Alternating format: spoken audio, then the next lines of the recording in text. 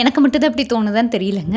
காலையில் எந்திரிக்கிறப்ப இன்றைக்கி ப்ரௌனி பண்ணணுமே, கொரியர் பண்ணணுமே, வீட்டு வேலை வேறு பார்க்கணுமே அப்படின்ட்டே எந்திரிப்பேன். பட் அப்புறம் தான் தெரிஞ்சிச்சு இன்றைக்கி லீவ் அப்படின்ட்டு. காலையில் எந்திரிச்சது வந்து பார்த்திங்கன்னா 6:00 எந்திரிச்சிட்டு எந்திரிச்சோன்னே வீட்டில் தேய்ச்சி வச்சிருந்த பாத்திரத்தெல்லாம் அடுக்கிட்டு, அதுக்கப்புறம் நியூட்ரலாக் லான்ச் பண்ணியிருந்தோம் இல்லையா, அது நியர்பை ஒரு கஸ்டமர் வந்து கேட்டிருந்தாங்க. ஸோ அவங்களுக்கு ரெடி பண்ணுறப்ப அப்படியே வீட்டுக்கும் சேர்த்து ஒட்டுக்க ரெடி பண்ணிடலான்ட்டு ஒரு 600 கிராம் போல் ரெடி பண்ணியிருந்தேன்.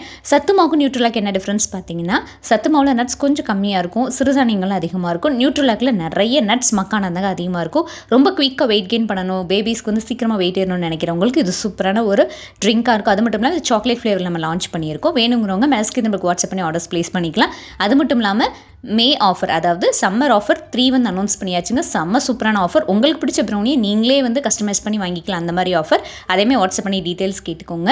ஸோ இன்றைக்கி வந்து பன் ஃபஸ்ட் டைம் ட்ரை பண்ணியிருந்தீங்க. ஸோ ஃபஸ்ட்டு டைம் ட்ரை பண்ணுறப்ப ரொம்ப ஹாப்பியாக தான் இருந்துச்சு.